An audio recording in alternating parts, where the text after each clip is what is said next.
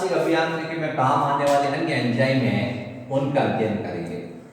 अन्य एंजाइम्स, अन्य एंजाइम्स में सबसे पहला एंजाइम है जिसका नाम है लाइसोजाइम। लाइसोजाइम सीमाकारी एंडोन्यूक्लियस में काम आने वाले अन्य एंजाइम पूछे जाते हैं तो पहला एंजाइम है लाइसोजाइम। ये लाइसोजाइम क्या करता है, जीवाणु की कोशिका भित्ति को गलाने का कार्य करता है। ये जीवाणु की कोशिका भित्ति है उसको गलाने का कार्य करता है, यानी जो जीवाणु है उसकी कोशिका भित्ति को गलाने का कार्य करता है और जीवाणुओं को नष्ट करता है। किसको नष्ट करता है, जीवाणुओं को नष्ट करता है। तो ये काम आता है एंजाइम अनुवांशिक अभियांत्रिकी में। दूसरा अनुवांशिक अभियांत्रिकी में जो काम आता है उसका नाम है डीएनए लाइगेज।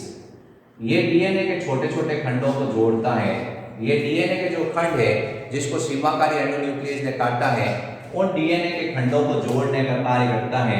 डीएनए के छोटे छोटे खंडों को डीएनए के छोटे छोटे खंडों को डीएनए के छोटे छोटे खंडों को जोड़ने का कार्य करता है।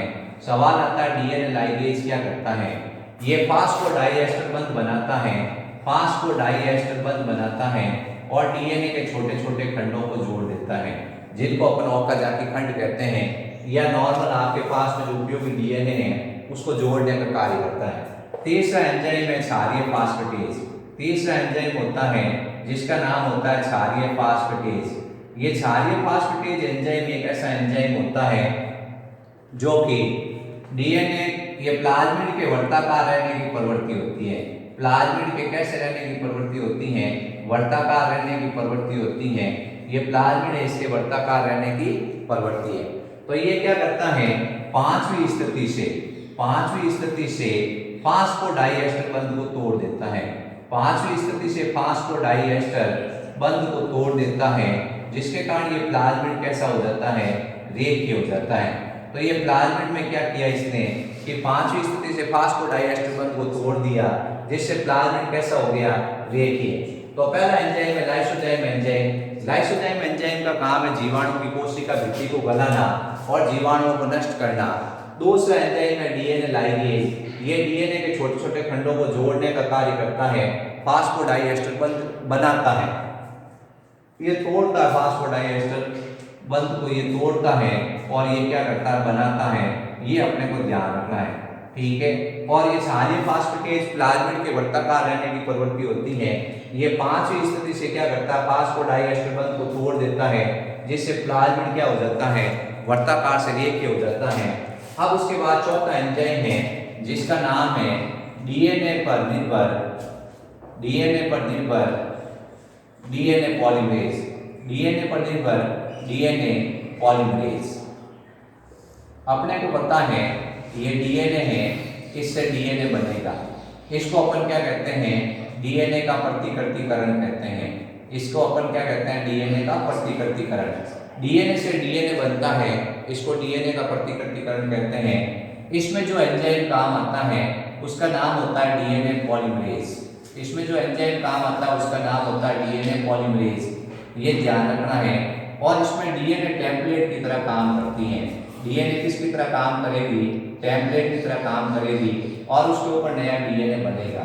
ये डीएनए प्रतिकृतिकरण में काम आता है, डीएनए पर निर्भर डीएनए पॉलीमरेज। इसमें डीएनए टेम्पलेट की तरह काम करती है और उसके ऊपर नया डीएनए बन जाता है। अब उसके बाद में पांचवा सबसे इंपॉर्टेंट है आरएनए पर निर्भर डीएनए पॉलीमरेज। आरएनए पर निर्भर डीएनए पॉलीमरेज।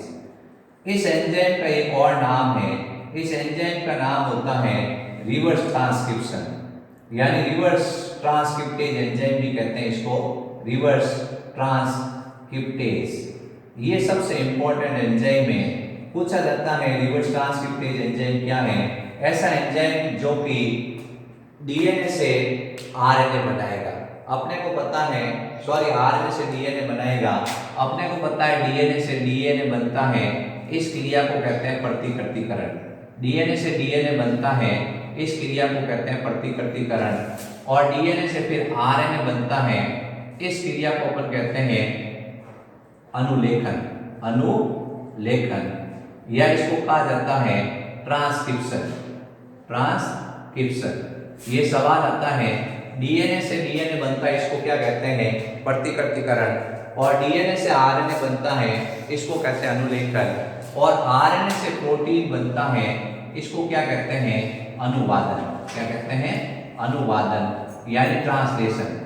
अब ये जो एंजाइम है, इस एंजाइम की विशेषता है कि ये क्या करता है, आरएनए से डीएनए बना देता है। आरएनए से क्या बना देता है, डीएनए बना देता है।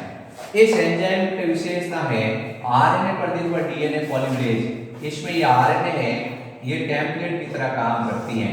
आरएनए किसकी तरह काम करती है, टेम्पलेट की तरह काम करती है। और इस आरएनए से क्या होता है, आरएनए से नया डीएनए बन जाता है। इस आरएनए से नया डीएनए बन जाता है। तो इसमें जो एंजाइम काम आएगा, उस एंजाइम का नाम होगा रिवर्स ट्रांसक्रिप्टेज।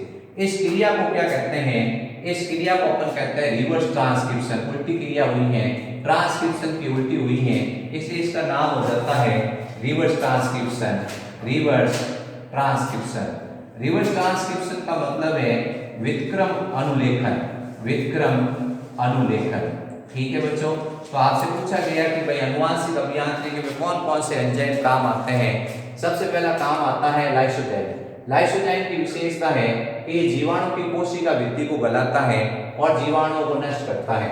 डीएनए लाइगेज क्या है, डीएनए के छोटे छोटे खंडों को जोड़ने का काम करता है, यानी ये फास्फोडाइएस्टर बंध बनाता है।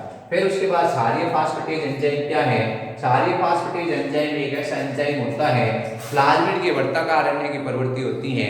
ये क्या करता है, 5वीं स्थिति से फास्फोडाइएस्टर बंध को तोड़ देता है और प्लाज्मिड को रेत की स्थिति में बदल देता है। फिर उसके बाद एंजाइम है डीएनए पर निर्भर डीएनए पॉलीमरेज। जब डीएनए से डीएनए बनता है, यानी उसको कहते हैं डीएनए का प्रतिकृतिकरण, उसमें डीएनए टेम्पलेट की तरह काम करता है और ये नया डीएनए बनता है। इसमें जो एंजाइम काम आएगा उसका नाम होगा डीएनए पॉलीमरेज। अब 5 जो एंजाइम है वो सबसे समझने लायक है।